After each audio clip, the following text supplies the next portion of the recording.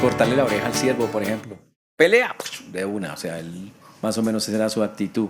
Pero también de cosas espirituales muy profundas, como decir, tú eres el Hijo del Dios viviente, reconocer en Cristo que Él era Dios. También es Pedro que es que el que escribió esta carta, estamos hablando de alguien que tuvo un fracaso personal muy grande, negó a Cristo, negó al Señor directamente, pero se convirtió con el tiempo, después de cartas 30 años después, en líder de la iglesia primitiva. Y él, en este momento, cuando escribe esta carta, está encarcelado, para que tengamos claro, y obviamente está pasando momentos complicados y se ha dado cuenta que muchas de las personas a las que él les está hablando están pasando momentos muy difíciles. A esas personas las están tratando mal, a esas personas las están juzgando de maneras muy duras por ser cristianos, sus familias los han relegado, hay hostilidad religiosa, los quieren obligar a participar en los cultos a los dioses paganos de la época, los tratan de ateos porque supuestamente no quieren creer en los dioses que los romanos tienen, y entonces dicen que ellos tienen de un dios disque invisible, que no existe supuestamente para ellos, y son acusados de muchas cosas que vamos a estudiar un poquito más adelante. Y Pedro lo que nos ha dicho en esta carta, que para mí ha sido de mucha bendición, como lo hemos visto a lo largo de todos estos versículos, es que él trata de mostrar cómo el Padre, el Hijo y el Espíritu han intervenido en nuestra salvación, cómo nos la han preservado, la han cuidado, han hecho cambios en nosotros. Y hace unos capítulos empezó a hablarnos de deberes, de responsabilidades. Nos dijo de la inmensa responsabilidad que tenemos como creyentes, como siervos de Dios, en hacer las cosas que son agradables a Dios por un lado, y por el otro los comportamientos que debemos tener con toda clase de personas. También dijo que somos piedras vivas, una cosa muy fuerte, bastante fuerte. Y también nos estuvo hablando de los deberes que las personas tienen. Hablamos de los deberes a las mujeres, hablándoles de sumisión, a los hombres hablando que también vivieran sabiamente con sus esposas, que fue lo que vimos hace un par de semanas. Pero empezó un tratado sobre lo que es formas de comportarse en medio del sufrimiento. Por eso la vez pasada estuvimos viendo la buena conciencia, que tuviéramos todos un mismo sentir, que el resto del Señor está contra los que hacen mal. Ahí fue donde quedamos la semana pasada. Pero hoy vamos a comenzar en el versículo número 13. Primera de Pedro 3:13. Primera de Pedro 3:13.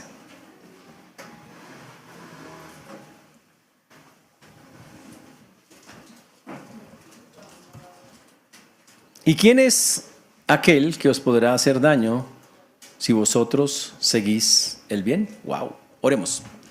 Padre precioso, te damos gracias por este tiempo, por todo lo que tú haces, te agradecemos. Te pedimos, Señor, que tú seas obrando en cada vida, en cada corazón, que nos seas ayudando para glorificarte, para exaltarte, y que hoy tengamos los corazones más que dispuestos para escuchar tu palabra y para poder exponerla con claridad. Ten misericordia a todos nosotros, ayúdanos, Señor, te lo rogamos, te lo suplicamos, y guíanos, Señor, para que lo que hablemos hoy pueda ser práctico en nuestras vidas. Ten misericordia a todos los que nos escuchan, de tu siervo quien habla, en Cristo Jesús. Amén y amén. ¿Quién es aquel que os podrá hacer daño si vosotros seguir el bien? La pregunta que tienen que hacerse ustedes, ¿qué hacen ustedes cuando usted haciendo las cosas buenas les dicen, los tratan mal? ¿Qué han hecho ustedes? Opción A, cogí la piedra más grande que encontré. Opción B, no, yo cogí un palo. Opción C, me quedé callado llorando. Opción D, le grité hasta mico. Opción E, me retiré. O opción F, ninguna de las anteriores. ¿Cuál ha tomado usted? Hay una más. Me quejé con Dios. Es el colmo, porque si yo me estoy portando bien, me pasan cosas, no es justo. Y empiezan ustedes con eso, ¿no? ¿Qué estaré pagando? ¿Yo qué habré hecho para que me pasen todas estas cosas? Y la Biblia dice, ¿en serio? ¿Usted todavía preguntando eso? ¡Wow! Este texto que dice, ¿y quién es aquel que os podrá hacer, quién es aquel que os podrá hacer daño? El texto viene inmediatamente después de la exhortación diciendo que el Señor está viendo la maldad y el bien y que Dios va a dar un justo juicio a cada uno de ellos. Y el Señor les dice a estas personas que estaban viviendo cosas muy difíciles que quién va a poderles hacer daño, pero ojo, no es cualquier daño. ¿Quién va a oprimirlos? ¿Quién va a dañarlos? Y aquí tenemos que responder la pregunta. Déjeme decirla de la manera correcta. ¿Será que el mundo en el cual estamos nos puede hacer daño? Y yo les contesto, la respuesta es sí. Y nos puede hacer mucho, mucho daño y la respuesta es sí. Nos podemos incluso morir por culpa del mundo donde estamos y la respuesta es sí. Entonces, ¿por qué dice ahí que si estoy haciendo el bien, ¿qué podrá hacer daño? Porque está hablando de otra cosa. El mundo nos podría hacer daño físicamente. El mundo podrá calumniarnos, pisotear la honra de las personas, pero no puede matar el alma de nosotros. No puede cambiar la condición de nosotros. No puede sacarnos del camino en el que estamos. En ese sentido, el mundo no hay nada que pueda hacer. ¿Quién es aquel que os podrá hacer daño? Hablando a nivel espiritual, y la respuesta es, si estoy haciendo el bien, nadie, absolutamente nadie. Ese daño está relacionado acá con algo personal, con una carga que ponen encima de nosotros. Pero los que están haciendo el bien, aunque nos pueden producir sufrimientos externos y podemos ser maltratados por los hombres, no pueden dañarnos espiritualmente. Ojo, solo si estamos realmente en el Señor. En pocas palabras, nosotros podemos tener pérdidas materiales, de reputación o daños físicos, pero nunca un daño espiritual si yo estoy sentado en Cristo. Nadie puede otra vez hacer que yo tenga culpa, porque el Señor se llevó todas mis culpas en la cruz. Ya nadie me puede separar de Dios, ya nadie puede destruir mi alma. Si estoy en Cristo, ya eso no se puede. Y entonces el Señor dice, ¿quién va a poderles hacer daño si ustedes están haciendo el bien? Nada, pueden sufrir daños externos, sí, pero nadie puede hacerme daño. Hay versículos muy bonitos en la Biblia que afirman el cuidado de Dios sobre nosotros y sobre todo a nivel espiritual. Salmo 34, 19, dice, muchas son las aflicciones del justo, pero de todas ellas le librará. De todas ellas le librará Jehová. Wow, de todas. También ustedes saben Romanos 8:28, a los que aman a Dios, todas las cosas les ayudan a bien. Pero tal vez el versículo más claro que habla de esto que estamos diciendo es Mateo 10:28. Vamos a Mateo 10:28, que sigue en la misma línea y nos dice lo siguiente, no temáis a los que matan el cuerpo. No les tema. Mas el alma no pueden matar. Y a eso se refiere el Señor. Si una persona está haciendo el bien tranquilo, no puede dañar su alma. No puede en manera alguna hacer algo así. ¡Wow! Entonces en este texto Pedro no dice que nosotros no vamos a tener sufrimiento. Al contrario, seguramente vamos a sufrir. Pero que el sufrimiento no nos puede causar daño espiritual por las siguientes razones. ¿Sabe por qué el sufrimiento que vivamos no nos puede causar daño espiritual? Uno, porque Dios es soberano y Dios controla las circunstancias para el bien de nosotros. Otro, porque la justificación es segura y ninguna acusación va a prosperar contra aquellos que estén en el Señor. No hay ninguna condenación para los que están en Cristo Jesús, dice Romanos capítulo 8. También porque tenemos garantizada una recompensa eterna, porque el creyente debe tener en su cabeza lo que dijo Pablo en 2 Corintios 4:17. Esto es una leve tribulación momentánea que no se compara con el tremendo peso eterno de gloria que vamos a recibir cuando estemos con el Señor. De eso se trata. Y otra cosa que nosotros tenemos que tener clara es que no hay daño espiritual porque las pruebas conducen a la madurez espiritual. Cuando estamos en una prueba, si la tomamos bien, nosotros nos fortalecemos más espiritualmente. Por lo tanto, cualquier sufrimiento que experimentemos no nos va a hacer daño. ¡Wow! Solo físico, solo de reputación, solo en esos niveles externos, pero nunca en un nivel interno. Ese es el punto de eso. Además recuerden, ¿quién ordena todas las dificultades o quién permite todas las pruebas, aflicciones y aún la muerte? Dios. ¿Y Dios cómo hace eso? Según sus planes y sus propósitos. Siempre recuérdense que las personas pueden pensar súper mal contra nosotros. ¿Y qué hace Dios? Dios coge los pensamientos de todos ellos y los puede encaminar para que pase algo que Él quiere. Puede coger la maldad de la gente que han hecho o están haciendo contra nosotros y convertirla en algo espectacular, como le pasó a José, ¿se acuerdan? En Génesis 50:20. ¿Qué dijo José? Vosotros pensasteis mal contra mí, mas Dios lo encaminó a bien para hacer lo que vemos hoy, para mantener en vida a mucho pueblo. Increíble. Por eso cuando estamos viviendo cosas o pasando por cosas, no se choque, no se raye. Deje, ay, pero ¿por qué no? A ver, cálmese. No pasa nada. Dios va a usar eso. Pero es que, pastor, me están acusando injustamente. Y me están que me atacan y me dicen, déjeselo a Dios. Porque esas personas, listo, pueden dañar algo de su reputación, o puede hasta pegarle, o golpearle, o herirle, o algo así, humanamente hablando. Pero su relación con Dios no se altera por eso.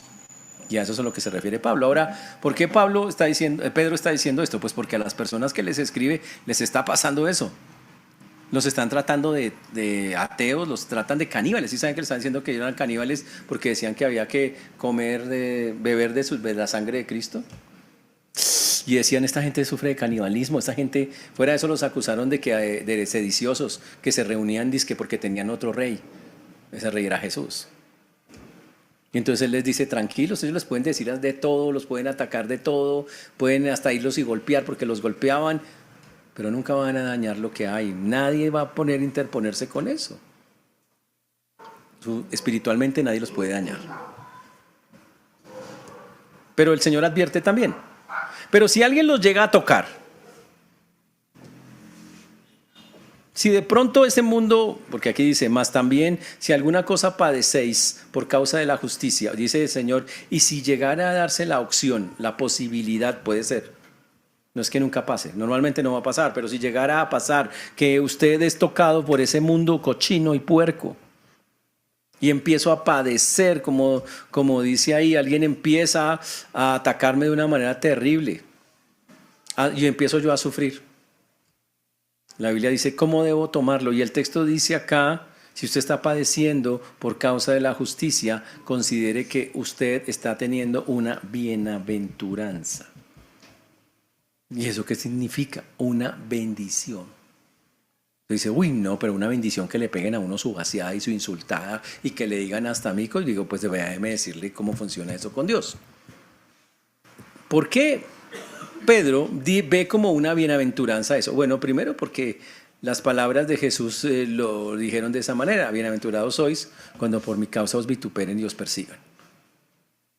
Desde ese punto de vista Jesús dijo, siéntase bendecido cuando hagan eso. Quiere decir que usted realmente me está representando tanto y se parece tanto a mí que usted causa escozor en la gente que tiene al lado. Ojo, tiene que ser por causa de estar haciendo las cosas correctas. Solo por ese caso. Ahora, en este texto que estamos viendo, cuando habla de la palabra bienaventurados o bendecidos, no es que usted dice, ay, qué gozo que me estén atacando, no. Habla de que usted está recibiendo un privilegio, un honor que es propio de todos aquellos que están en Cristo en ciertos momentos de su vida, que, como lo dijo en su momento Pablo o Pedro, me siento bienaventurado de tener los mismos padecimientos que tuvo Cristo en algún momento. Nunca al nivel de Cristo, porque nunca lo trataron de esa manera, pero él sentía felicidad, bueno, estoy participando de lo que Cristo hizo. Entonces, la persona que sufre por estar en el Señor, por ser justa en el Señor, wow, desde la perspectiva de Dios está haciendo, es una bendición y tiene que verlo de esa manera.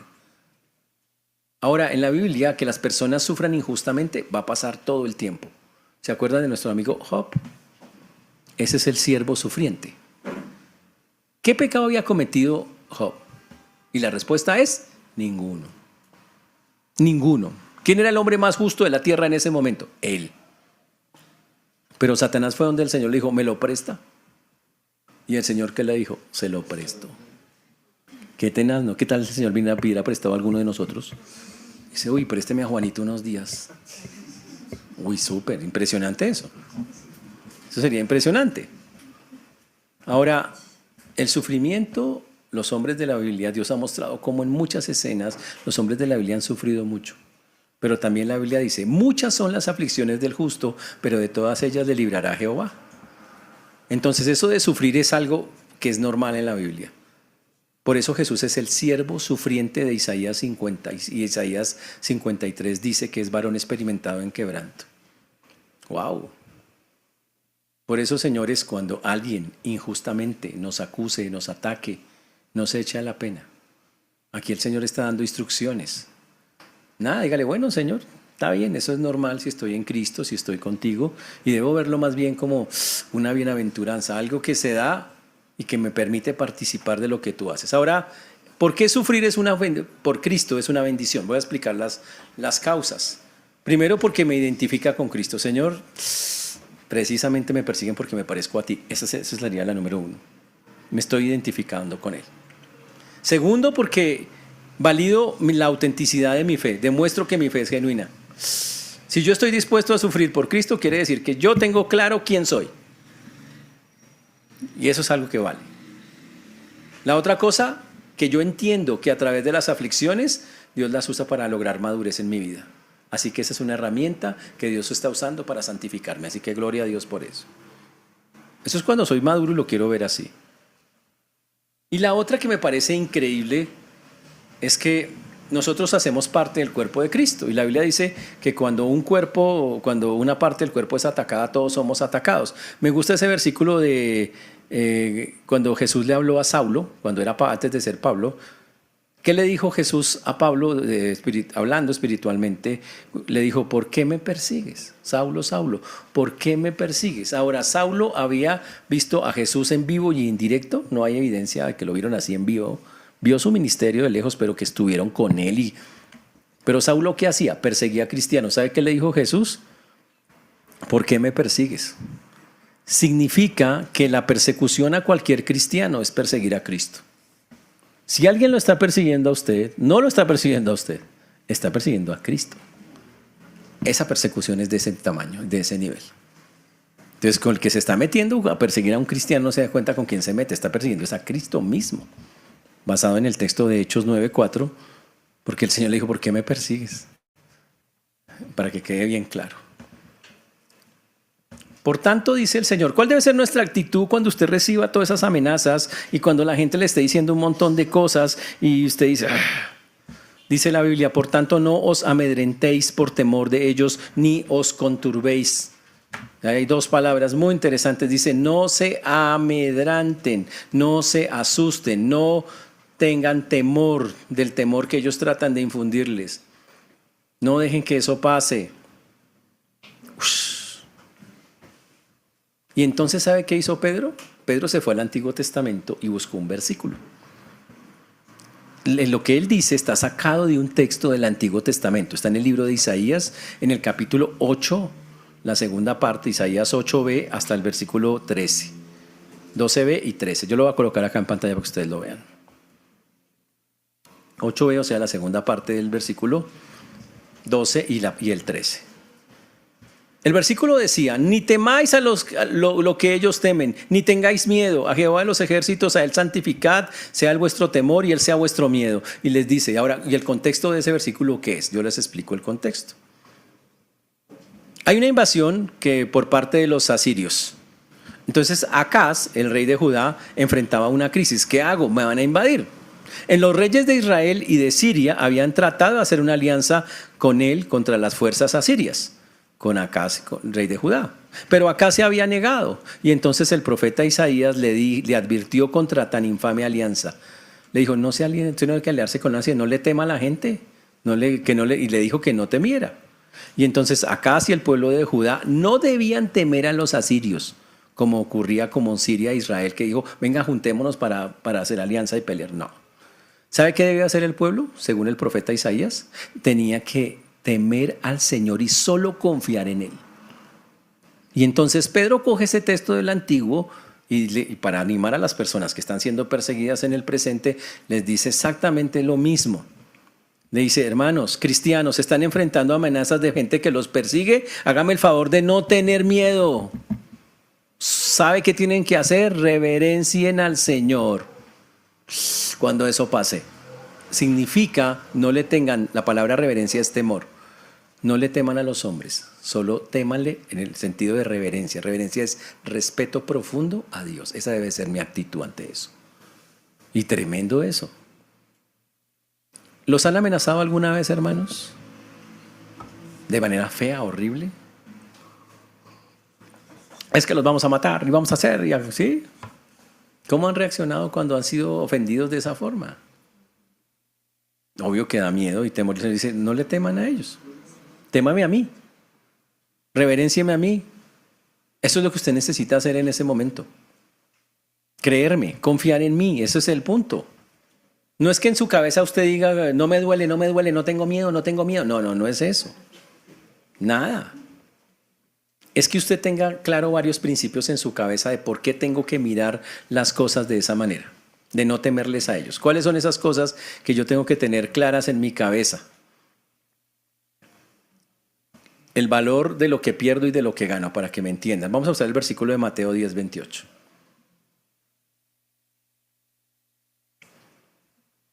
¿Por qué no tengo que temer? Fácil. Porque el Señor dice en Mateo 10:28, y no temáis a los que matan el cuerpo, mas el alma no pueden matar. Temed más bien a aquel que puede destruir el alma y el cuerpo en el infierno. ¡Wow! Dígame una cosa. Si usted se muere, muchos si lo matan, siendo un cristiano, ¿eso es malo o es bueno? ¿Eso es re bueno? ¿Por qué? Porque la Biblia dice literalmente que estamos y vamos a estar con el Señor por la eternidad. De pronto a usted no le gustó la manera que lo mataron, pero está bien, eso pasa. Podemos estar en desacuerdo en ciertas cositas de cómo nos matan, sí, está bien. Eso puede pasar. Pero eso no quiere decir que sea malo a los ojos de Dios. Solo quiere decir que nosotros somos muy asustados a veces en cómo vamos a morir. Y Dios dice que el morir es ganancia, dijo Pablo. ¡Wow! ¿Sabe por qué Pablo dijo eso? Porque sabe que lo que gano es más grande que lo que pierdo. Pierdo solamente mi vida física. Pero yo tengo la eternidad con Dios. ¿Estamos claros? ¿Por qué tengo que estar... ¿por qué en lugar de... tengo que dejar el temor a un lado? Porque Dios es soberano en cada circunstancia. Si Dios es por nosotros, ¿quién contra nosotros? Dice Romanos 8:31. Si yo sé que Dios está conmigo, todo temor hacia otras cosas tiene que salir, porque Señor, tú estás conmigo, tú tienes el control de acá, tú sabrás qué vas a hacer. Y me toca confiar, porque se supone que soy creyente y tengo la confianza en esas cosas.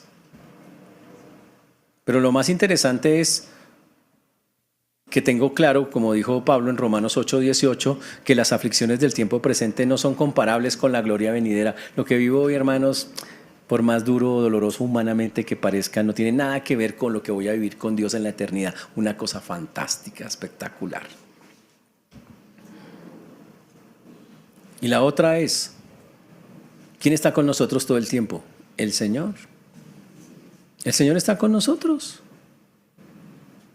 Y cuando tengo al Señor, pues ahí está mi paz, sea que esté vivo o esté muerto. Mi paz es el Señor. ¿Estamos claros con eso, señores? Entonces piensen en la gente de esa época. Estaban perdiendo sus empleos porque no participaban en los cultos imperiales y adorando a los dioses. La gente los estaba sacando de todo, no los contrataban para nada. Fuera de eso los calumniaban públicamente y de vez en cuando les pegaban sus golpeadas. ¡Wow! ¿Y sabe qué está diciéndoles Pedro? No permitan que sus opositores, sus perseguidores, le dicten lo que ustedes deben sentir. Porque eso es lo que pasa. Las emociones llegan. Si no tengo claro quién soy en Dios y por qué me está pasando, las emociones me ganan y me desespero. Y Pedro les está diciendo, no permitan que aquellos que los están molestando le dicten qué sentir.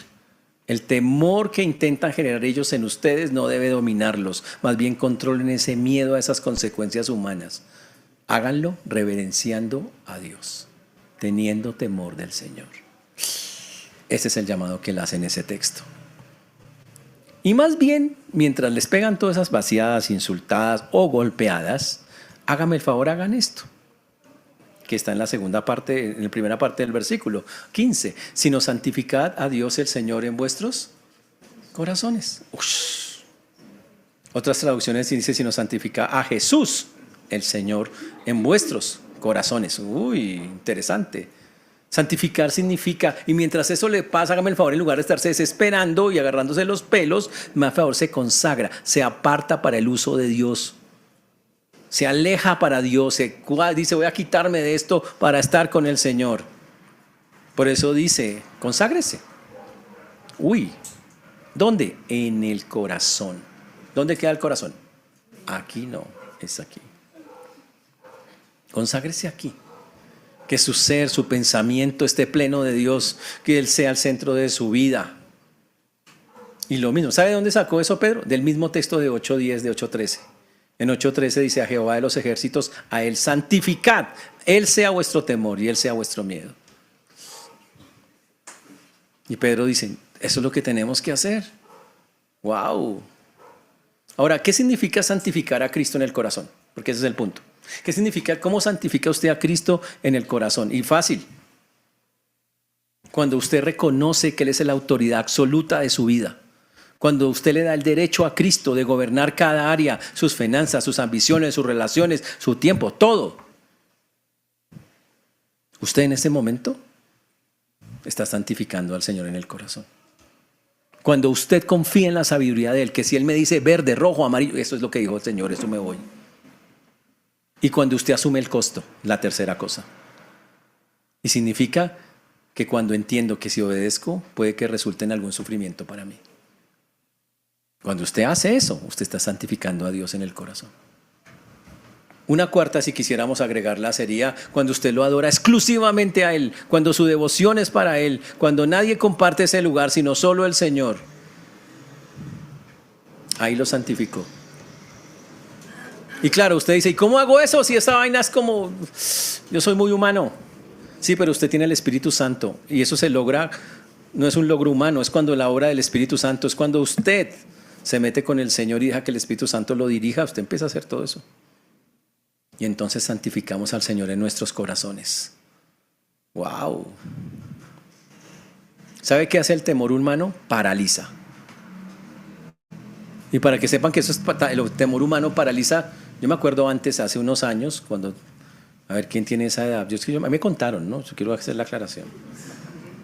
Que antes había disque bucetas donde la gente pagaba con una registradora. Yo no alcancé a vivir esos tiempos. Yo no alcancé a vivir eso. Y esas bucetas, el conductor tenía la maña de echarle gasolina cuando se varaba, allá abría la vaina esa y la echaba, y algunas bucetas se incendiaban. ¿Sabe qué pasaba con el temor de la gente? Algunos se quedaban en las sillas y no se podían parar, aunque la buceta se estaba quemando, y se quemaban ahí en la silla. Eso hace el temor, paraliza. El temor humano. Humano. Y el Señor dice, hágame el favor, quite ese temor paralizante. El Señor está diciendo que usted quite el miedo, está diciendo que lo ponga donde es, que lo redirija apropiadamente, que lo ponga en Cristo, que usted entienda que Dios no le ha dado a usted un espíritu de cobardía, porque eso dice la Biblia, Dios no nos ha dado un espíritu de cobardía, sino de poder y de dominio propio. Por eso no podemos tener eso nosotros. O sea, un cristiano gallina no existe en la Biblia, no por lo menos. ¿Dónde hay que glorificar al Señor y santificarlo? En nuestros corazones. Tiene lugar adentro, adentro. Básicamente Pedro está diciendo, necesito que allá adentro, en lo más profundo de su ser, en su pensamiento, ponga a Cristo en primer lugar. En todo. Y sobre todo en los momentos donde los están molestando, afligiendo. Colóquelo. Él va adelante. Pero si resulta que el insulto o la vaciada tiene que ver con palabras y con cosas, blasfemias o cosas que no son verdad, entonces Pedro añade un punto más. Un versículo muy famoso. Y les dice, y si llegan a hacer cosas en las cuales les mandan filosofías o cosas que en ese tiempo las había, o los acusan de cosas, hágame el favor y se preparan para presentar defensa con mansedumbre y reverencia ante a todo aquel que os demanda de la esperanza que hay en vosotros. Ese es el contexto de ese versículo. En pocas palabras, el Señor llega y empieza a decirles, es muy normal que, como dice acá, en algunos o muchos momentos de la vida, Dios le diga a usted, hágame el favor y me defiende. Imagínese eso. Necesito que usted, que dice que es cristiano, me defienda a mí, que soy el Señor, aunque Dios se defiende solo. Pero necesito que usted sepa cómo presentar defensa de quién soy yo. Ush. La palabra defensa es una palabra que nosotros conocemos en el griego, se llama apología, o de donde está la palabra apologética. El Señor dice, hágame el favor y ustedes son apologistas, o sea, defensores de mí. ¿Por qué? Esa palabra se utilizaba en ese tiempo cuando a mí me tocaba estar frente a un juez. Cuando yo tenía que dar argumentos, cuando tenía que explicar algo, cuando tenía que rendir cuentas. Y el Señor le está diciendo a los cristianos, háganme el favor, se preparan para rendir cuentas de ustedes, quiénes son y en qué creen. Eso está diciendo. Y eso va no para los pastores ni para los líderes, está hablando para todos los creyentes y sobre todo para los que para los que están en el mundo y les toca vivir duro en el mundo. Y dice, me hace el favor y se van preparando. ¡Wow! Ahora, lo que está, y Pedro obviamente sabe lo que está pasando. Pedro sabe que esa gente que está exiliada, ¿sabe qué estaban haciendo? La estaban llevando a los tribunales. Y Pedro le dice, a ustedes les van a preguntar un resto de cosas complejas. Háganme el favor y presentan defensa. Prepárense para estar frente a esos interrogatorios, ante esas autoridades. Pero también ante todo aquel que murmure contra el Señor, al que le haga cuestionamientos, vecinos, colegas, familiares. Prepárese para cualquier contexto. No para discutir sobre la fe, ojo, no, sino para defenderla de la manera que Dios determina que se haga. ¿De qué tenían que defenderse en ese tiempo? Pues que les iban a decir, ustedes son unos ateos, y el Señor le dice, por favor, se prepara y les explica por qué no somos ateos. Y los van a acusar también de que ustedes son caníbales porque ustedes comen el cuerpo y la sangre de Cristo. Hágame el favor, usted se prepara para explicar con la misma Biblia por qué eso no es verdad. Y también en esa época le van a decir que ustedes son los inmorales porque ustedes se reúnen allá en secreto y se encierran y no sabemos a qué, y les acusaban de inmoralidad. Dígale, venga, nos reunimos a esto porque el Señor dijo esto. Y también los van a acusar de sedición porque ustedes tienen otro rey, un tal Jesús. Y explíquele quién es Jesús. Tienen que prepararse para eso, es lo que está diciendo. A responder con ojo, con explicaciones razonadas, no con evasivas, con silencio o con violencia. A mí me asombra hoy que muchos cristianos no saben después de 10, 15, 20 años en el Señor responder cuando les dicen, oiga, les dicen cualquier cosa y llegan todos achantados a la iglesia. Pastor, no supe qué decir.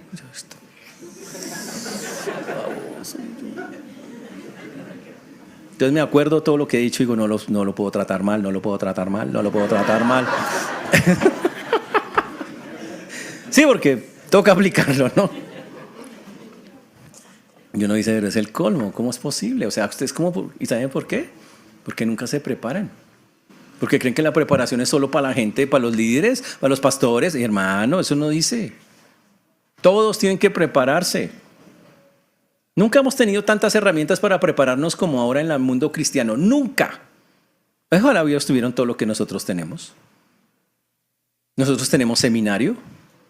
Podemos tomar todo el seminario, podemos tomar cursos libres, tenemos cursos aquí en la iglesia, usted puede tomar cursos por BBN. Hermanos, nunca habíamos tenido tanta información asequible para meternos y nunca habíamos encontrado tantos cristianos perezosos para hacerlo. Esa es la verdad. ¿De quién es la culpa? De nosotros. Pero aquí dice el texto y el llamado de atención es, oiga, necesito que se preparen porque es que en este mundo ya bueno, listo, no nos acusan de ateos ni de caníbales, pero nos están acusando de muchas otras cosas. Nos acusan de sectarios, nos acusan de, ustedes hacen acepción de personas, y hay montones de cualquier cosa. ¿Pueden defender usted al Señor en esas cosas? ¿Que Cristo no es Dios? ¿Pueden defender esas cosas? Y Pedro dice, deben responder esas acusaciones con explicaciones razonadas, señores. Increíble eso. En pocas palabras, señores, la fe cristiana es defendible porque es racional, no es ciega. Nosotros tenemos fe, pero hay muchas cosas que podemos demostrar y que no son que muestran la fe es verdadera en la que tenemos. En pocas palabras, señores, estamos llamados a rendir cuentas, para que quede claro. Ahora, ¿sobre qué vamos a explicar? Y aquí inicialmente dice sobre cuando la gente nos hable o nos demande, dígame la razón de su esperanza. Ush. Wow. Esperanza en este texto es la hermana que está... No. Esperanza es sinónimo de fe.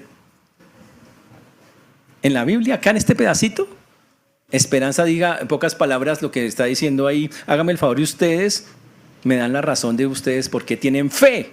¿En qué tienen fe? Explíquemela. Wow. Y aquí es donde tengo que decir que las esperanzas son diferentes. ¿Cómo es la esperanza de una persona en el mundo? Es un optimismo pero sin certeza. Yo creo que de pronto, tengo la esperanza de que me sale ese crédito fácil con esa 38 años. Yo estoy casi seguro que me va a salir. Tengo la esperanza que me salga. Y le sale lo peor de todo. O usted dice, tengo la esperanza que salga el sol. Son esperanzas así que de pronto sí, que de pronto no. Obviamente muchas veces sale defraudado porque no salen. En cambio, la esperanza bíblica, la Biblia dice que es una confianza firme en las promesas de Dios. Fijo va a pasar. Nosotros no decimos, espero que el sol salga. No dice, no, yo espero cielos nuevos y tierra nueva. Porque el Señor lo ha prometido. Y lo espero porque mi esperanza no está basada en que cosas que van y vienen. Está basada en el carácter de Dios que es inmutable. Y cuando confío en Él, no hay vergüenza. Nunca saldré avergonzado si creo en Él. En el mundo grecorromano la esperanza era débil e incierta, la gente no tenía garantía de nada y el cristianismo estaba ofreciendo una esperanza segura. Y la gente decía, miren la resurrección de Cristo, todo lo que se dijo se cumplió, por eso la esperanza es segura. Y muchos creían. Los gentiles de esa época, igual que hoy, no tenían esperanza. Y la Biblia dice que el que no tiene esperanza se aflige porque no sabe para dónde va ni para dónde va su vida. Dice, a veces entra en esa angustia existencial, 2 de la mañana, ser o no ser, ¿qué hago yo aquí en la tierra? Y así pasan los meses y los días, filosofando ahí bobamente. Y es porque no tienen y nunca tendrán esperanza si no se meten con Dios. Ahora, ¿sabe que cuando usted tiene una esperanza, eso provoca curiosidad en la gente? Porque a veces nos ha pasado en los velorios, la gente pasa y ustedes, ¿por qué tienen paz frente a la muerte? Nosotros todos desesperados encima allá del cajón, cogiendo que no se vaya, y nosotros que cantando. Cuando yo tengo una esperanza verdadera, la gente de afuera se extraña. ¿Por qué puedo tener gozo en la persecución? ¿Por qué puedo tener certeza sobre el futuro? ¿Por qué paz en medio de la muerte? Y es porque nuestra esperanza es segura. En pocas palabras, aquí lo que el Señor dice, hágame el favor y se me preparan para presentar defensa. O sea, estudien, tengan conocimiento de las cosas básicas, fundamentense en lo bíblico. Ustedes tienen que saber en lo que creemos, no solo lo que yo digo, sino en lo que creemos y conocer argumentos por qué creo en esas cosas. Tienen que saberlo, ustedes tienen que poder defender eso. ¿Y usted por qué cree en eso? ¿Y usted por qué está en esa iglesia? ¿Y usted por qué no hace esto? ¿Y por qué sí hace esto? Y esa es responsabilidad de nosotros, aprenderlo. Y tiene que hacerlo de una manera que el Señor dice. Y eso implica que me actualice. Todos los días salen sectas diferentes, pensamientos locos, corridos cada vez. En un curso que el otro semestre hay que se llama Filosofía y Pensamiento Crítico, tratamos todas las formas, muchas maneras de pensar que ha habido a lo largo de la historia y que hay actualmente. ¿Cómo las va a trabajar ustedes? ¿Cómo les va a responder cuando a alguien se le presente alguien con pura filosofía griega? ¿Qué le va a hacer? ¿Se va a asustar? Ay, no sé. O un existencialista. O un nadaísta. ¿Qué va a hacer? ¿Se asusta? ¿Se pone a llorar usted? O más bien se para en la raya y dice, mira, el Señor dice esto, ya. Si usted no puede, como cristiano, dar una explicación clara de su fe, wow, lo van a cuestionar. Dice, eso no es nada. Pero cuando lo haga, el Señor manda de hacerlo específicamente de una manera. Dice, con mansedumbre y con reverencia. Como dice el texto. No puedo hacerlo de una manera forzada, no puedo nada de eso. El mundo piensa que la mansedumbre es debilidad de carácter. o una falta de convicción, o comprometer la verdad, o ser un tapete que todo el mundo me pisa. Eso no es mansedumbre, eso es no saber lo que significa. Las mansedumbre significa domar un caballo, es fuerza bajo control. Es que cojo algo muy poderoso y yo lo manejo. Viene la ira, me da mal genio o algo y yo la controlo y digo, quieta ahí. Eso es mansedumbre. Y me comporto como alguien manso, porque controlo el asunto. Y lo hago con humildad, sin arrogancia, con gentileza, sin dominar a la otra persona, con paciencia ante la ignorancia de la otra persona. Jesús dijo, yo soy manso y humilde de corazón. Moisés dijo, y lo dice la Biblia, no hubiera un hombre más manso en toda la tierra, pero confrontó a un faraón y lo destruyó. Esa es la mansedumbre. Y el Señor dice que cuando yo quiero defender mi fe, así me estén dando duro y todo, y cuando tengo que defenderla con palabras, yo tengo que hacerlo con mansedumbre, con modestia, con humildad, sin entrar a dominar al otro. Esa es la número uno. No con altanería ni con... Y lo más importante que me pareció increíble es no para ganar un argumento. No es para que usted al final diga, le gané lo que yo decía. No. ¿Qué tal ganar un argumento pero perder el alma? Eso no es una victoria. Eso no es victoria. Uy, si lo dejé callado. ¿Y qué ganó si se fue para el infierno? El argumento no es el asunto, es el alma de la persona. Y cuando no hay mansedumbre va a pasar que puede que gane el argumento, pero no el alma de la persona. Y eso es un gran problema. Y la otra cosa que pide el Señor es que se haga con reverencia. Interesante. ¿Qué significa eso? Significa con un temor reverente. ¿Sabe cuál es el temor que tengo que tener cuando lo defiendo? El temor a que voy a hablar algo sagrado, algo que es la palabra de Dios y tengo que hacerlo con toda reverencia. El temor a que no diga algo que no glorifique al Señor. Ese debe ser mi temor, Señor, con temor y temblor. Qué pena, no quiero decir algo que falle o que no salga o que yo no quiero eso. Con un respeto a la otra persona, con la esperanza de que Dios pueda trabajar en él. Mirando a la otra persona como alguien que también Dios creó y que tiene un plan con él. Y quiero, Señor, por encima de cualquier cosa, que tú lo salves. Específicamente eso. Ese temor a representar mal el evangelio. Y el Señor dice entonces que cuando le hable a una persona, wow, yo lo haga con temor, con reverencia y con mansedumbre. Y usted dice, ¿y qué va a pasar? Pastor, si a mí no me salen las palabras. ¿Y quién le dijo que a usted le tenían que salir? Lucas 12:11, ¿qué dice? Lucas 11 y 12. Dice, el Espíritu Santo os enseñará en la misma hora lo que debéis decir. Pero recuerden cómo trabaja el Espíritu Santo. Trabaja con base en lo que usted ha aprendido de Dios. Si usted no ha aprendido nada y le dice, Espíritu, ahora dime, ¿qué digo? Y el Espíritu dice, vacío, vago, sinvergüenza. Usted nunca estudió, que no hay nada, no tengo nada que decirle. Haga el oso. Pues claro, porque no hay nada. Y usted hace el oso. ¿Y todo por qué? Porque usted no fue capaz de cumplir lo que dice la Biblia de prepararse. Dios nos puede ayudar, claro, y con el Espíritu seguro. Pero si estudia, si empieza a prepararse de a pocos, hasta que lo logre, entonces habrá victoria en ese asunto.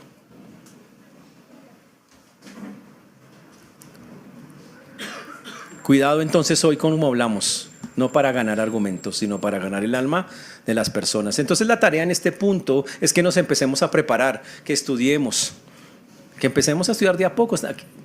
De a pocos, estudien un curso, 2 cursos, métanse al seminario, tomen los cursos de acá, prepárense, crezca. ¿En qué consiste la vida eterna? Dijo Juan, que te conozcan a ti. Conocer a Dios en todas las formas. Eso incluye conocimiento también aquí. Entonces, que nos dispongamos para poder responder en cualquier lugar donde estemos, porque así tiene que ser, con razones válidas, inevasivas, con Cristo como el centro de nuestros debates y nuestras respuestas, con una actitud humilde y una postura reverente. Pero si queremos que salga bien, hay una condición más que es el versículo 16.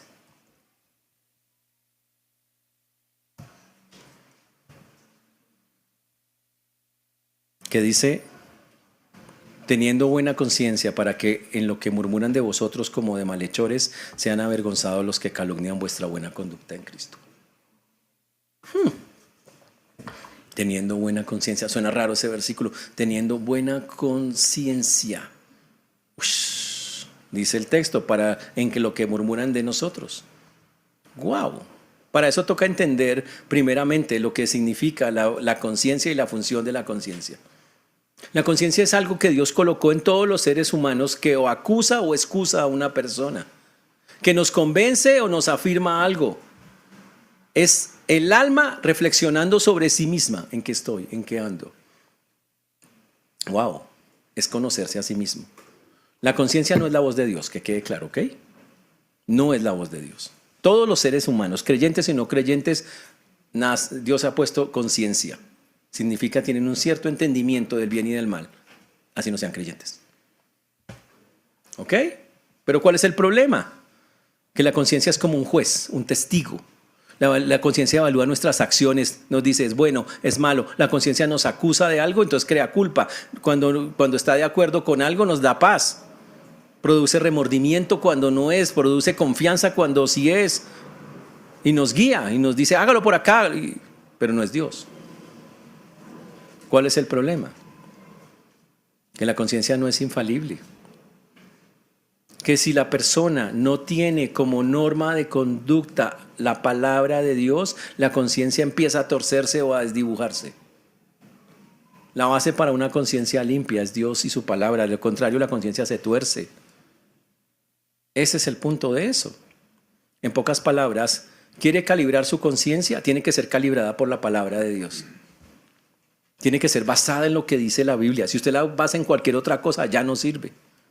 Y si realmente está basada la conciencia, entonces usted empiece a obedecer esa conciencia basada en la palabra. Y si está basada en la palabra y la está obedeciendo, ahora manténgala. Limpia todo el tiempo, confesando regularmente su pecado. En pocas palabras, puede haber muchas clases de conciencia. La buena y la limpia es cuando usted está delante de Dios, donde no hay acusación porque no hay pecado sin confesar, cuando usted está totalmente confiado en Él, cuando su testimonio es efectivo, su conciencia está limpia. Pero cuando su conciencia es débil, entonces, porque no está con la palabra totalmente o está a medias, entonces usted empieza, la conciencia débil, por ejemplo, es inmadura y empieza a condenar cosas que Dios no condena. ¿Usted comiendo morcilla? Comer morcilla es pecado. Yo sí digo que comer morcilla es pecado. Cuando no tiene papitas al lado, me parece que eso no aguanta, realmente. Pero hablando seriamente, hay personas que piensan que comer morcilla es pecado. Ahora, ¿de dónde lo sacan? Pues que no han leído, todavía no tienen toda la posición de Dios respecto a las cosas. Entonces leen textos sueltos y la Biblia dice que en la sangre está la vida, y la persona se agarra de eso y su conciencia lo acusa cuando está comiendo la morcilla y dice, ¡ay, pero esto viene de sangre, mejor no! Y entonces ya no puede comerla con paz. Esa es una conciencia débil, porque el Señor que dijo de los alimentos, santifíquelos y ya quedaron santificados en el nombre del Señor. Va, listo, chao. Ya quedan. Entonces una conciencia débil condena cosas que Dios no condena. ¿Qué necesita esa conciencia? Seguirse preparando, educando, calibrando con la palabra. Mientras madura, mientras crece. O puede pasar que lleguemos a una conciencia cauterizada, que es cuando una persona ya no le funciona la conciencia. Es como cuando usted se quema la piel y usted ya se puede chuzar ahí y no siente nada. Lo mismo le pasa con una conciencia cauterizada. Eso pasa porque hay pecados habituales. Es el resultado del pecado habitual. Ya usted no siente nada cuando peca. O puede tener una conciencia contaminada. Como dice Tito 1:5, mente y conciencia corrompidas. Cuando pierde la capacidad de juzgar correctamente. Cuando no lo puede entender, cuando ya usted llama lo malo malo, y que necesita que Cristo lo limpie. Entonces la buena conciencia es cuando yo tengo claro que mi conciencia no me acusa porque está basado en la palabra, no hay pecado conocido y no confesado, porque si he buscado la reconciliación donde hubo ofensa, porque he hecho restitución donde fue necesario, porque vivo en obediencia consciente a la voluntad de Dios. Esa es la buena conciencia. Y sin una buena conciencia yo no puedo dar una buena explicación de la esperanza que hay en mí. Entonces la secuencia es clara, estar preparados para presentar defensa. Sí, pero con una buena conciencia. Porque esa confianza, eso me da confianza. Y si no tengo una limpia conciencia, pues me voy a sentir culpable en medio de eso. Yo diciendo eso y todo hipócrita. Predico pero no aplico. Eso es lo que va a pasar con eso. Wow. Por eso tenemos que limpiarla constantemente. Y el Señor es el que lo hace. Dice acá, para que los que calumnian, dice acá, para que sean avergonzados, los que calumnian vuestra buena conducta en Cristo. ¿Sabe qué dice el Señor? Que para callar a esas personas que los calumnian no es cuestión de venganza, sino de que yo, de manera, solo por tener una buena conciencia, haciendo el bien con ellos y respondiendo de una manera de reverencia y mansedumbre, ellos hacen esto, vea. Miran mi conducta y dicen, no tengo nada contra esto. ¿Qué le puedo decir? No tengo nada contra esas personas. Y puede que nos ataquen con malicia intencional, con difamación y que sea de manera constante y murmuren como si fuéramos malhechores y habladurías. Y en esa época que los acusaban de ateísmo, canibalismo, inmoralidad, de todo ese tipo de cosas. ¿Y cómo ellos se van a ver avergonzados? Y se retiran avergonzados, dice ahí. Simple y llanamente porque ven la conducta de la persona y dicen, no tengo de qué acusarlo. El ejemplo perfecto, Jesús, se lo llevan a Pilato. Pilato dice, no le veo nada malo a este tipo. Bueno, y se lo traen 2 veces. No tengo nada malo a tercera vez, no veo nada malo en este tipo. Herodes dice, no le encontré nada, no me divierte, sáquelo. Nadie le encontró nada. Pero ojo, en la historia hay hombres que examinaron a los cristianos y vieron gente así. Hubo un hombre que se llamó Plinio, el joven, le escribió al emperador Trajano sobre los cristianos en Bitinia y los investigó. ¿Y sabe qué dijo? Son unos supersticiosos excesivos, pero la verdad no cometen ningún crimen. No les encuentro nada torcido. Son todos súper místicos y todo supersticiosos. Imagínense, fue lo que dijeron. Y hubo otro que se llamó Galeno. Galeno, de donde salen los galenos, o sea, los médicos, en el siglo II. ¿Sabe qué dijo él sobre los cristianos? Dijo, su desprecio por la muerte es evidente para nosotros cada día. Vemos en ellos autocontrol en comida y bebida y su búsqueda intensa de justicia. ¿No tienen nada de malo? Y eso es lo que está diciendo Pedro, que tiene que ser el testimonio de nosotros. ¿Quiere que esas personas se callen? Tenga una buena conducta en Cristo, que la gente vea nuestra buena conducta en Cristo. Si yo estoy unido con Cristo, la vida en Cristo la vivo a través de Él y empiezo a evidenciar ese fruto con Él, la gente lo va a ver y eso es lo que los va a convencer. La conducta eficaz produce que la gente calle. Y eso es lo que el Señor quiere que nosotros estemos mirando. ¿Cómo mantengo mi conciencia limpia? Confesando rápidamente, arrepintiéndome, viviendo en integridad. Y eso conduce, aunque no perfectamente, en una conducta consistente, buena. Esa conducta en Cristo, que no viene por mí, sino por el mérito del Señor en mi vida, hace que los que me calumnian, literalmente callen. Refuta las calumnias. Y los acusadores se sienten avergonzados porque al final dice, ya no sé qué decir de esa gente, no tengo que decir nada. Esa es como la línea cómo maneja eso. Una conducta ejemplar refuta todas las calumnias que se levanten contra nosotros los cristianos. ¿Sabe qué hacían los cristianos de esa época? Demostraban amor a sus enemigos, cuidaban a los enfermos, eran honestos en sus negocios, mantenían sus matrimonios fieles y perdonaban las ofensas. Y la gente los miraba y decía, wow, esa gente son distintos. Y por eso Pedro termina en el versículo 17, resumiendo todo el texto y diciendo, porque es mejor. Espérate que se me pegó el otro que está ahí. El 17, ya está. Porque mejor es que padezcáis haciendo el bien si la voluntad de Dios así lo quiere que haciendo el mal. Es que se pegó aquí un pedazo del otro versículo. Pero un momento. Aquí. Ahí está. Si la voluntad de Dios, ojo, es mejor que padezcáis haciendo el bien. En pocas palabras, lo que está diciendo el Señor es, ¿existe la posibilidad de que padezcamos haciendo el bien? Sí, sí. El sufrimiento no es un accidente. sino que Dios lo permite o no lo permite. Está dentro de la voluntad de Dios. Y si Dios lo permite, no podemos evitarlo. Y cuando ocurre, tiene un propósito divino, es lo que está diciendo el Señor. Pero es mejor que sea así en esos términos, mientras estamos haciendo el bien. Porque Dios tiene un plan y un propósito detrás de todas y cada una de esas cosas. En pocas palabras, Dios soberanamente permite o no el sufrimiento específico de algunos de nosotros. Por eso a veces en la vida tenemos momentos de tanta calma o de quietud, porque así lo quiere Dios. Pero eso no quiere decir que no vamos a sufrir, sino cuando sea necesario lo hace. Dios dice, es necesario ahora que pasemos por algunas cosas porque necesito corregir algo en tu vida, o quiero probarte, o quiero hacerte crecer, o quiero... Entonces Dios lo hace porque así es como funciona. ¿Y qué tanto sufrimiento tendremos? El que necesitemos. Siempre está limitado por Dios, como Job le dijo a Satanás, solo hasta aquí, solo hasta acá puedes hacer, literalmente.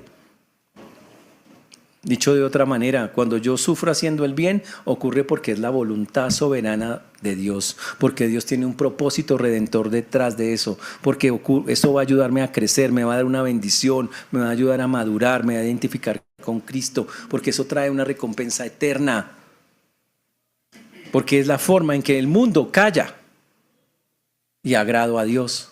Pero si sufro haciendo mal, es por la consecuencia de mi pecado. No hay bendición, es la disciplina que me merezco y es ese juicio temporal que llega por lo que he hecho. Y es una condenación justa, consecuencia justa, disciplina justa. Y el Señor dice, es mejor padecer haciendo el bien que si así la voluntad de Dios lo quiere, que haciendo el mal. ¿Listo? ¿Por qué sufrimos? Recuerden, para madurar, porque me identifico con Cristo, porque soy parte del cuerpo de Cristo y ¡wow! Y nos necesitamos ayudar unos con otros porque somos un cuerpo. Y también Dios lo hace para que nosotros reaccionemos para ayudar también a los otros. Porque es un privilegio, porque nos prepara para un día que estemos con Él en gloria. Esto solo es una momentánea y leve tribulación. Así de sencillo. Y por eso es tan importante entender el texto que hemos visto o que estamos viendo el día de hoy. Señores, prepárense o preparémonos para cualquier tipo de sufrimiento. Algunos ya lo hemos vivido en algunas cosas bien fuerte. Otros seguramente menos o más. Dios mira, ¿sabe que Dios mira caras para eso? Es increíble, ¿no? Dios dice, el arcángel Gabriel le dice a Dios, a Jesús, ¿cuánto sufrimiento le vas a mandar? Dice, mándale una volquetada. Es que es Juan, ese Juan es pesado. Y a María, no, ella mándale una carretillada nomás, ella con poquito aprende. ¿De qué depende? Lo que Dios diga que necesitamos. Entonces, gloria a Dios, Él es soberano. Y yo debo aprender a mirarlo de esa manera. Que esa es la parte como más importante de todo lo que estamos viendo nosotros ahí en ese texto. ¿Cómo se aplica este texto a un montón de cosas? Porque este texto tiene muchísimas aplicaciones, pero montones de aplicaciones. Es el problema. Solo vamos a ver algunas. La primera aplicación es redefina lo que usted considera un daño. ¿Quién es el que puede hacer daño? Si vosotros seguís el bien, ¿cuál es la respuesta? Nadie. Nadie me puede dañar. ¿Espiritualmente? Nadie. Nadie, absolutamente nadie. Y más bien cuando tengamos pérdida de reputación o de empleo por causa de Cristo, reconozca que el daño es un daño cualquiera, pero no es un daño espiritual. Todas las cosas me ayudan a bien, es lo que debo estar pensando. La otra cosa es, ¿cuál es el daño que usted más teme en su vida? ¿Que dañen su reputación? ¿Que dañen las comodidades que tiene y se las quiten? ¿O cosas que afecten su relación con Dios? ¿Cuál debería ser? Debería preocuparme por las cosas que afectan mi relación con Dios antes que perder cosas humanas. Ese es el punto. La otra cosa es que si alguna cosa padecemos, bienaventurados sois, abracemos el sufrimiento como una bendición. Cuando lo rechacen, es más, cuando por ejemplo que lo bloqueen del WhatsApp, que algunos se pegan la tocada de la vida. Me bloquearon del WhatsApp. Dice, pero es que su esposo duermen en la misma cama. Sí, pero me bloqueó, se volteó y me bloqueó.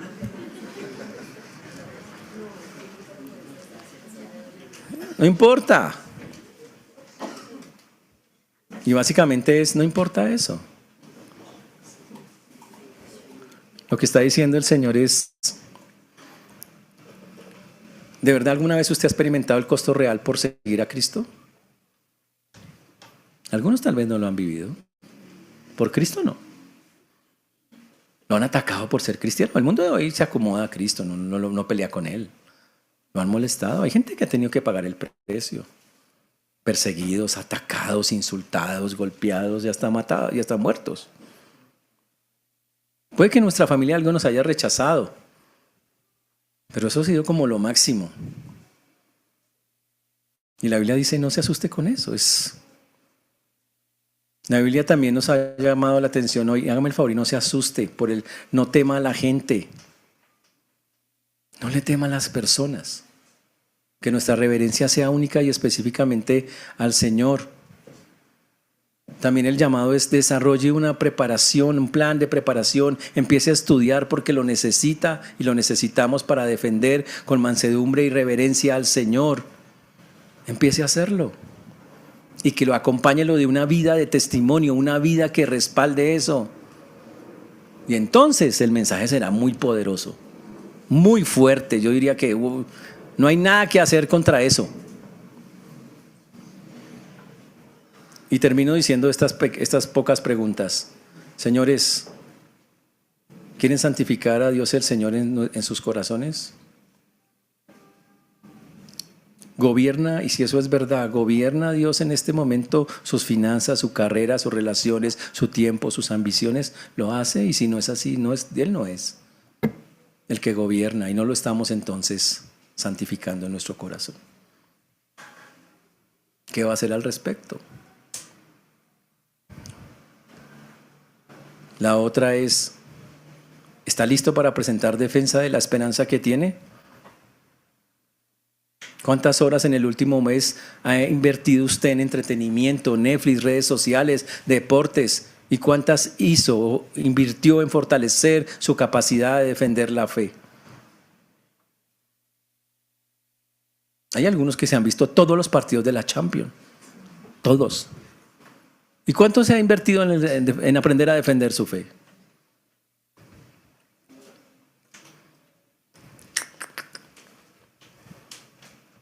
¿Hay algún pecado secreto en su vida que si fuera expuesto públicamente mañana destruiría su testimonio?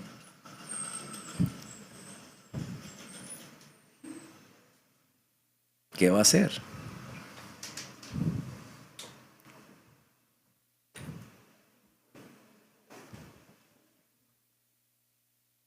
¿Ha estructurado su vida para que nadie pelee con usted? ¿Para que no tenga que enfrentarse y demostrar que usted es un creyente? ¿La ha cuadrado para que nadie se meta y nadie le diga cosas? O sea, usted evita hablar incluso con la gente para que nadie le diga nada y no tener que entrar a defender la fe.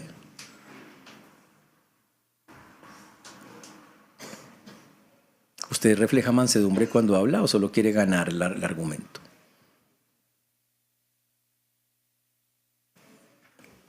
Y lo que acabo de decir es interesante porque Pablo estaba a punto de morir. Pedro, la tradición dice que pidió ser crucificado boca abajo porque dijo que no quería morir como su maestro. El que había negado a Cristo 3 veces. Ahora quería morir por él.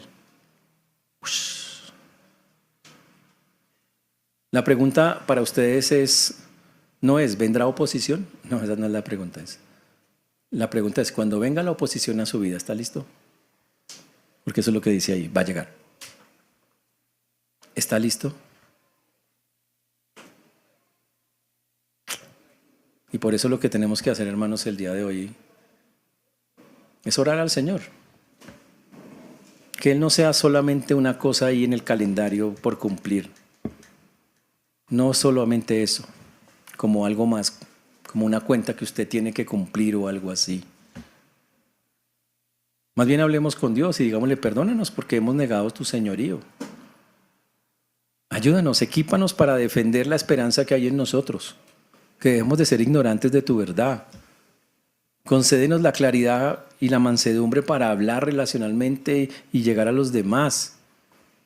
Quita la hipocresía de nuestro corazón y cuando venga el sufrimiento, recuérdanos que es una bienaventuranza. Cosa que si un día llegamos donde el Señor, ojalá Él diga bien, buen siervo y fiel. Recordando que Él fue el que sufrió por nosotros, el justo por los injustos. Que recordemos esas palabras al salir de acá, hermanos. Pongámonos de pie.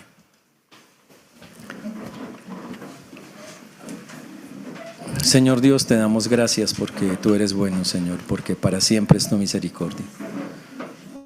Glorificamos y exaltamos tu precioso nombre, Señor. Solo tú tienes palabras de vida eterna, Señor. Solo tú nos guías y nos acobijas y nos acompañas, Padre.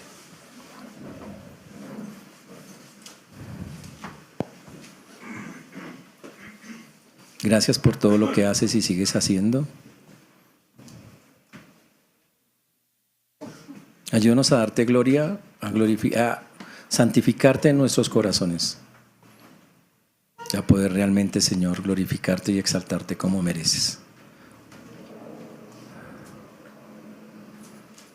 Gracias por el tiempo que nos has dado, Señor, hoy aprendiendo de tu palabra. Ayúdanos a que ese sea algo por lo que tenemos que trabajar.